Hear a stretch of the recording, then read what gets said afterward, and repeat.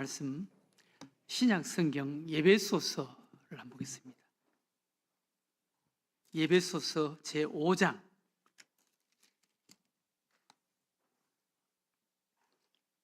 제5장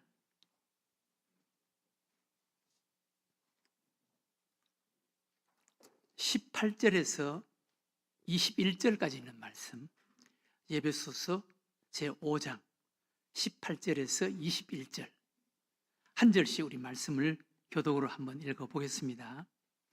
예배소서 제5장 18절에서 21절, 제가 18절을 읽겠습니다. 술 취하지 말라. 이는 방탕한 것이니 오직 성령으로 충만함을 받으라. 시와 찬송과 신령한 노래들로 서로 화답하며 너희의 마음으로 주께 노래하며 찬송하며 범사에 우리 주 예수 그리스도의 이름으로 항상 아버지 하나님께 감사하며 다 같이 읽겠습니다.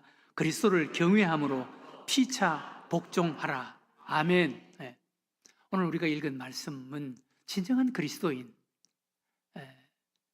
그리스도인의 삶의 모습, 또 영적으로 가장 정상에 서 있는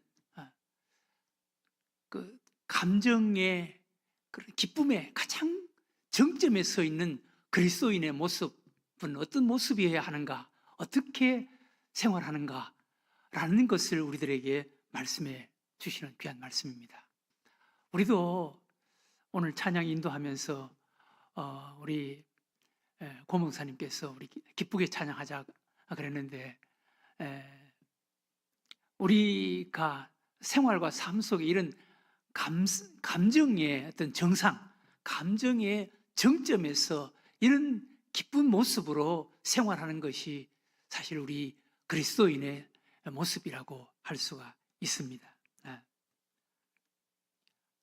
때때로 우리 그리스도인뿐만 아니라 믿지 않는 사람들도 감정의 어떤 그런 그 정점에 서는 순간들이 간혹 있습니다. 어느 신문에 보니까 미국의 어떤 한 여성이 우리나라 돈으로 1,400억 로또에 당첨이 된 거예요. 1,400억, 어마어마한 돈이잖아요.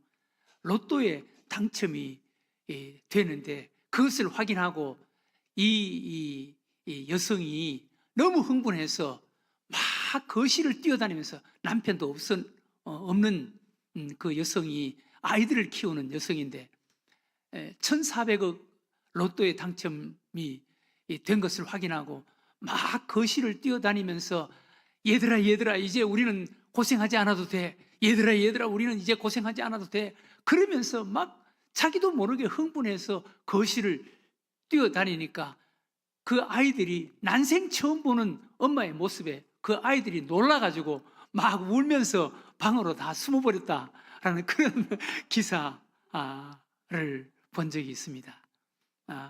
그 여성은 감성의 어떤 정점에 도달해서 그 기쁨과 그 기쁨의 어떤 감정의 정점에 도달한 그런 어떤 모습이라고 할 수가 있습니다. 우리도 뭐 로또에 당첨되지 않았어도 어떤 이런 감성의 어떤 정상, 기쁨과 즐거움의 어떤 정상에 설 수가 있죠. 어떤 것을 성취하고 이루었다거나 아니면은 뭐 어떤 여행을 가서 참 아름다운 그런 그 모습을 보면서 우리 현실을 잊어버리고 그 모습에 사로잡혀서 있을 때, 그때 우리의 어떤 감정의 어떤 정상에 서게 되는 것이죠.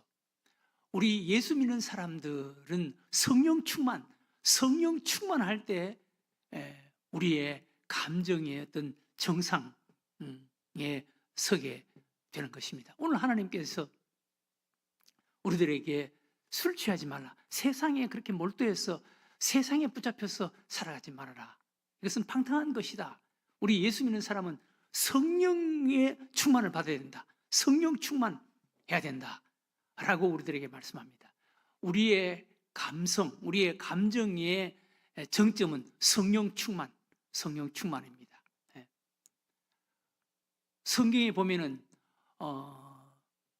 은혜, 기쁨, 감성의 어떤 그런 감정의 정점에 서서 막 감사하고 기뻐하고 하는 그런 모습들, 이런 구원받은 사람들의 모습들이 성경에 여러 군데 소개됩니다. 출애굽기 15장에 보면 이스라엘 백성들이 홍해바다를 건너고 나서, 홍해바다 그 건너편을 건너고 나서, 그리고 자기 뒤를 쫓아오는 애국 군대가 홍해바다 속에 수장되고 모두가 거기서 몰살을 당하고, 이스라엘 백성들이 이제 애국과는 전혀 상관이 없는 홍해바다 건너편으로 건너와서 그들이 하나님을 찬양하는 그런 모습이 소개됩니다. 출애굽기 15장. 이것은 구원받은 백성들의 어떤 감정의 정점이라고 할 수가 있습니다. 얼마나 좋았겠어요? 얼마나 기뻤겠어요? 우리 그리스도인들은 이런 감정의 정점에 우리가 서서 은혜에 붙잡혀서 살아가는 삶이 되어야 한다는 것입니다. 또 성경에 보면은 이런 감정, 또 감성, 또 은혜의 정점에 선 모습들이 종종 소개되지요. 사무엘상 2장에 보면은 사무엘의 어머니 한나가 기도 응답을 받고 아이를 낳고 나서 하나님 앞에 기쁨의 그 기도를 드리는 내용이 사무엘상 2장에 소개됩니다. 그때 한나의 감정이 인간이 느낄 수 있는 감정의 정점이라고 할 수가 있죠. 얼마나 좋았겠어요? 얼마나 기뻤겠어요? 그리고 또 엘리야, 3년 6개월 동안 비가 오지 않는 그 가뭄 아래 엘리야가 갈멜산에 올라가서 하나님께 비를 달라고 기도합니다. 죽기 살기로 기도하는 거예요. 근데 결국은 하나님께 기도 응답을 받아냅니다. 기도 응답을 받아내서 막 그 비가 오는데 엘리야의 모습, 마차를 탄 아합 왕 앞에 뛰어가더라 라고 소개합니다. 얼마나 기뻤으면, 얼마나 좋았으면 마차를 탄 아합 왕 앞에 춤을 추면서 뛰어가는 그 모습, 그것이 우리 하나님을 믿는 믿음의 사람들의 은혜의 정점, 감정의 어떤 그런 정점에 선 모습이라고 할 수가 있습니다. 신약 성경에도 이런 모습들이 종종 소개되죠. 예수님과 함께 변화산에 올라간 베드로와 야고보, 안드레, 요한 4명이 변화산에 올라가서 예수님의 그 신비한 변화, 그리고 예수님과 모세와 엘리야와 대화를 하는 그 신비한 모습을 보고 그들이 흥분을 한 거예요. 특별히 베드로가 너무너무 흥분을 한 거, 너무 좋아한 거, 신비한 그 모습에 베드로가 너무 좋아하는 거예요. 그리고 자기도 모르는 사이에 우리가 여기서 살았으면 좋겠습니다. 여기 제가 초막 셋을 짓겠습니다. 하나는 모세를 위해서, 하나는 엘리야를 위해서, 하나는 주님을 위해서 초막 셋을 짓겠습니다. 여기에 살았으면 좋겠습니다. 라고 거기서 자기도 모르게 그렇게 고백하는 거예요. 우리 그리스도인의 은혜의 정점, 감정의 정점의 모습이라고 할 수가 있습니다. 또 다락방에서 기도하던 다락방에 모인 120여 명의 사람들, 그들에게 오순절 성령 하나님이 그들에게 임했습니다. 성령 받고 그들이 얼마나 좋아했습니까? 모두 한 사람 한 사람이 다 성령 충만을 받았습니다. 성령 충만, 성령에 사로잡혔습니다. 그 순간 거기에 모였던 모든 사람들이 우리 그리스도인들이 가질 수 있는 은혜의 정점, 감정의 정점에 도달한 모습이라고 할 수가 있습니다. 오늘 우리가 읽은 말씀에 우리 그리스도인은 이런 모습으로 살아야 된다는 거예요. 우리 은혜의 정점, 우리 감정의 정점의 그런 상태에서 우리가 살아가야 된다라는 것입니다. 오늘 우리가 읽은 말씀, 술 취하지 말라. 이는 방탕한 것이니 오직 성령으로 충만함을 받으라. 성령 충만을 받으라. 성령 충만. 바로 그 앞부분 17절에 이것이 하나님의 뜻이다라는 것입니다. 그러므로 어리석은 자가 되지 말고 오직 주의 뜻이 무엇인가 이해하라. 주의 뜻, 하나님이 우리를 향하신 하나님의 뜻이 무엇인가. 세상에 취해서 살지 않고 성령으로 충만해서 성령에 붙잡혀서 성령 충만한 자가 되어라. 은혜의 정점, 우리 그리스도인의 감정의 정점에 도달한 그런 모습, 성령 충만한 모습으로 살아라 라는 것입니다. 성령 충만. 그러면 여러분, 우리가 성령 충만한 우리 그리스도인, 우리 은혜의 정점, 감정의 정점에 도달한 우리 그리스도인의 모습은 어떤 모습이라는 것입니다. 성령 충만한 자는 어떤 모습으로 사는 삶이라고 말씀합니까? 세 가지를 우리들에게 소개합니다. 첫 번째 19절에 보면 뭐라 그랬습니까? 시와 찬송과 신령한 노래들로 서로 화답하며 너희의 마음으로 주께 노래하며 찬송하며. 시와 찬송과 신령한 노래들로 서로 화답한다. 서로 화답한다. 그러니까 아까 우리 고 목사님이 서로 바라보면서 눈빛으로 서로 위로하고 격려하면서 즐거운 마음으로 서로 노래 부르자라고 했는데, 이 모습이 바로 성령 충만한 자의 모습입니다. 은혜의 정점, 감정의 정점이라고 할 수가 있습니다. 시와 찬송과 신령한 노래들로 서로 화답하며 너희 마음으로 주께 노래하며 찬송하며. 그냥 바라보면 그냥 기쁜 거예요. 그냥 바라보면 즐거운 거예요. 서로 웃으면서 기뻐서 어쩔 줄 모르는 감정의 정점에 도달한 이런 모습으로 서로를 바라보면서 서로 기뻐하고 즐거워하고 서로 찬양하면서 이렇게 생활하는 것, 이것이 성령 충만한 자의 첫 번째 삶의 모습이라는 것입니다. 서로 눈과 눈을 바라보면서 기쁨에 겨워서 어쩔 줄 몰라 하는, 억제할 수 없는 기쁨이 나오고 감사가 나오고 그냥 찬송이 나오는 이런 모습, 이것이 바로 성령 충만한 자의 첫 번째 모습입니다.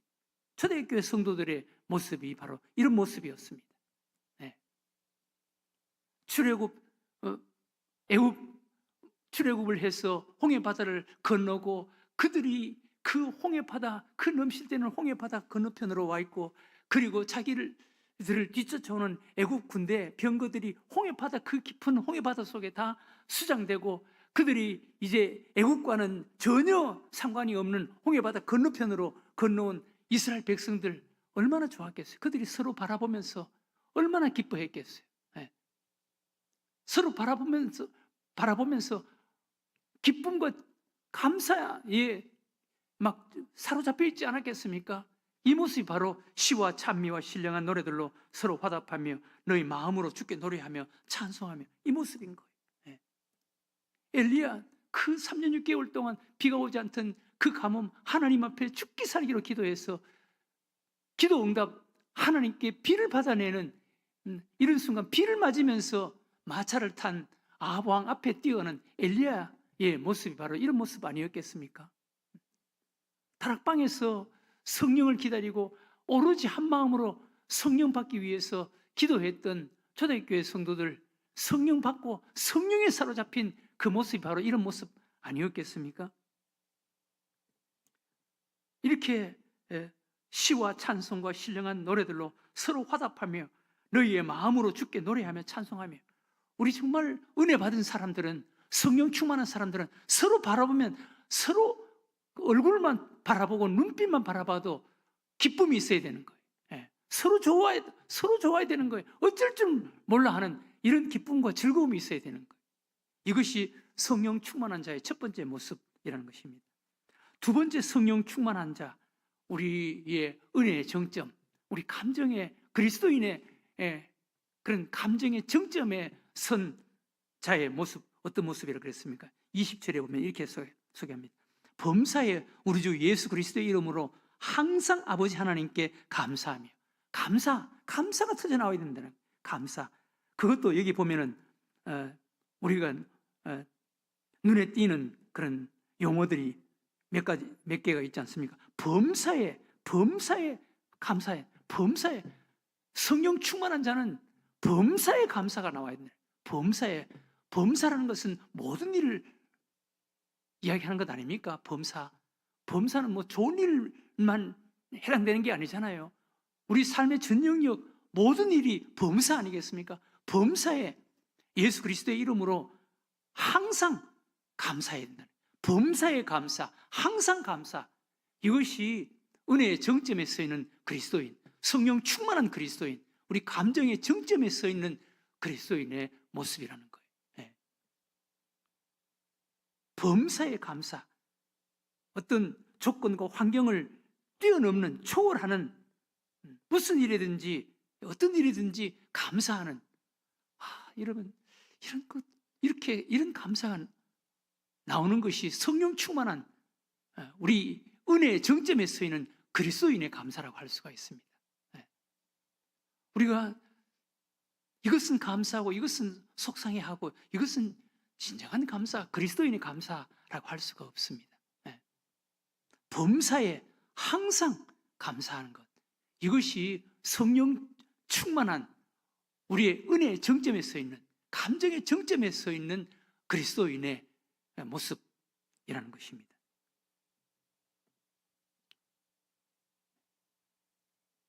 요셉, 구약 성경의 요셉 기가 막힌 일들이 그에게 반복해서 일어나는 그런 상황이지만 성경에 보면은 요셉 하나님께 불평하거나 뭐 원망하거나 걱정하거나 그런 것이 전혀 없는 요셉의 모습을 성경은 소개하고 있습니다.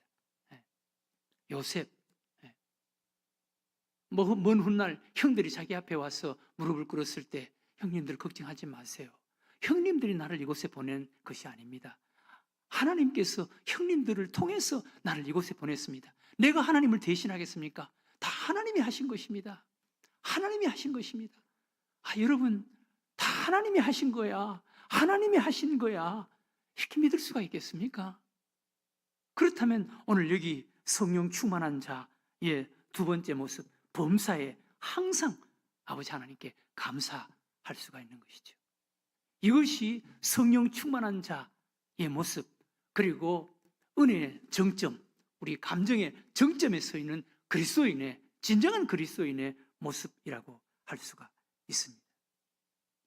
그 다음 세 번째 성령 충만한 자의 모습, 21절에 이렇게 소개합니다. 그리스도를 경외함으로 피차 복종하라. 그리스도를 경외함으로 피차 복종하라. 아름답게 섬기는 그런 하나의 모습입니다. 성령 충만한 자는 복종하는, 섬기는 모습으로 나타난다는 것입니다. 진정한 그리스도인, 성령 충만한 우리 은혜의 정점에 서 있는 그리스도인은 대접을 받으려고 하거나 섬김을 받으려고 하거나 군림하려고 하는 게 아니에요.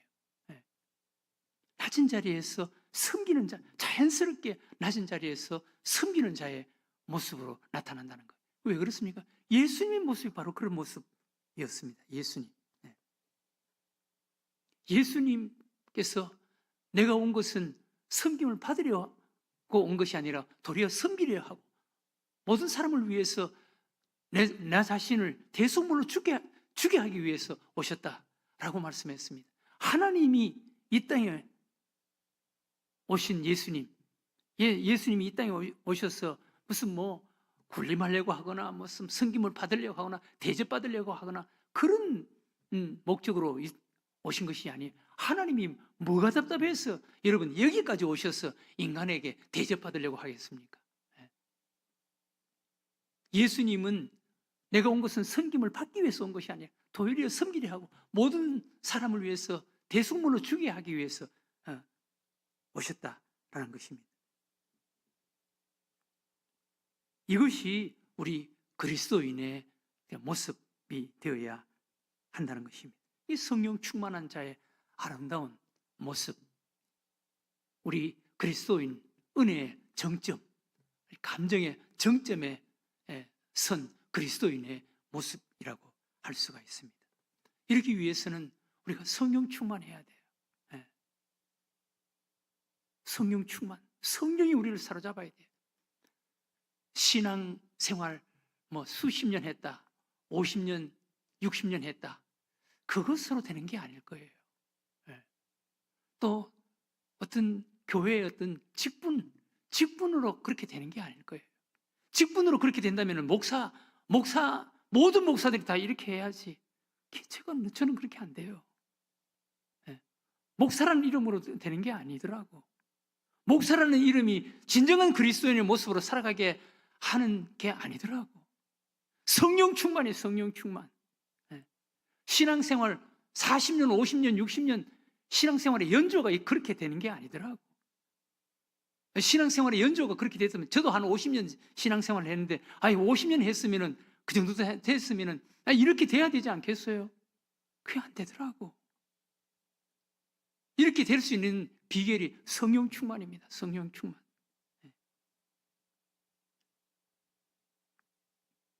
그래서 예수님께서 승천하시기 직전에 제자들에게 강조하고 다짐하고 가르친 것이 있습니다. 보혜사 성령 받아라는 거예요. 보혜사 성령 받아라. 성령 받아야 된다. 성령 받아야 된다. 모든 시험과 환난, 핍박, 어려움을 극복하고 이겨내고 은혜의 정점, 그리스도인의 감정의 정점에 서서 신앙생활을 하기 위한, 오늘 하나님께서 우리들에게 말씀하신 대로 이런 모습으로 신앙생활을 하기 위해서는 성령 충만 받아야 된다는 거예요. 성령 충만. 요한복음 14장 26절에 보혜사 곧 아버지께서 내 이름으로 보내실 성령, 그가 너희에게 모든 것을 가르치고 내가 너희에게 말한 모든 것을 생각나게 하리라. 평안을 너희에게 끼치노니 곧 나의 평안을 너희에게 주노라. 내가 너희에게 주는 것은 세상이 주는 것과 같지 아니하니라. 너희는 마음에 근심하지도 말고 두려워하지도 말라. 이게 성령 충만할 때 이게 가능하다는 거예요. 15장 11절에도 내가 이것을 너희에게 이름은 보혜사 성령 받아라 라는 것입니다. 이것을 너희에게 이름은 너희 안에 있어 너희 기쁨을 충만하게 하려 함이라. 성령 충만할 때 이런 은혜의 정점, 우리 감정의 정점에 서서 살아가는 그리스도인이 된다는 것입니다. 그래서 고린도전서 15장에 성령의 열매, 사랑과 희락과 화평, 13장 사랑과 희락과 화평, 성령 충만하면 이런 모습, 또 이런 그리스도인의 삶이 된다는 것입니다. 성령 충만해라 라는 것입니다. 사랑하는 교회 여러분, 우리에게 이 은혜가 있습니까?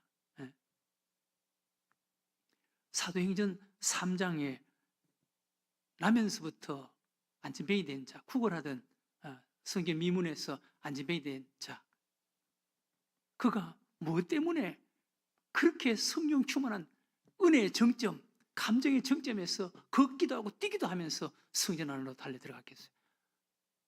은과 금을 얻어서 그렇습니까?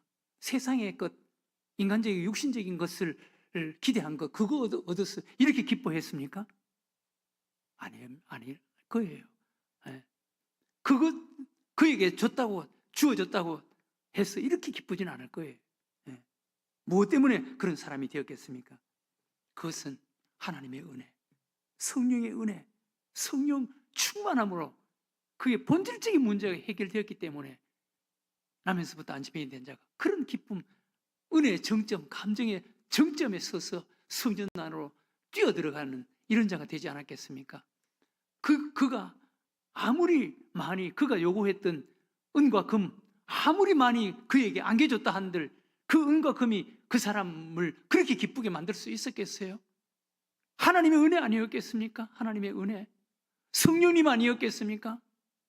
이 성령, 우리 그리스도인은 세상에 어떤 것을 가져도 우리의 은혜의 정점에 설 수가 없습니다. 감정의 정점에 설 수가 없습니다. 성령 충만인 거예요. 성령 충만. 은혜 안에서 이런 감탄이 있어야 되는 거예요. 성령 안에서 이런 감탄이 있어야 하는 것입니다. 윌리엄 캐리, 라는 분이 이런 말을 했습니다. 논쟁할 자들은 논쟁하라. 나는 하나님을 놀라워하리라. 논쟁할 사람들은 논쟁하라. 나는 하나님 안에서 감탄하겠다는 거예요. 나는 하나님을 놀라게, 하나님 안에서 나는 놀라워하리라. 우리도 하나님 안에서 성령 충만함을 받고 우리가 이렇게 감격하고 감탄하는, 놀라워하는, 이것이 진정한 그리스도인이에요. 성령 충만을 받아라. 시와 찬미와 신령한 노래들로 서로 화답하는 자가 되어라. 범사에 우리 주 예수 그리스도의 이름으로 항상 아버지 하나님께 감사하는 자가 되어라. 그리스도를 경외함으로 피차 복종하는 자가 되어라. 이것이 성령 충만한 자의 모습이라는 것입니다. 이것이 진정한 그리스도인의 모습, 삶이라는 것입니다. 사랑하는 교회 여러분, 여러분들은 은혜의 정점에 서 있습니까? 감정의 정점에 서 있습니까? 그 자리는 성령 충만한 자리입니다. 성령 충만한 자리. 성령 충만해서 우리가 이런 은혜의 정점, 감정의 정점에 서서 시와 찬미와 신령한 노래들로 서로 화답하고, 그리고 범사에 항상 아버지 하나님께 감사하고 피차 섬기고 복종하는 이런 아름다운 모습으로 살아가는 여러분들과 제가 되시기를 주의 이름으로 축원합니다. 하나님 아버지, 오늘 하나님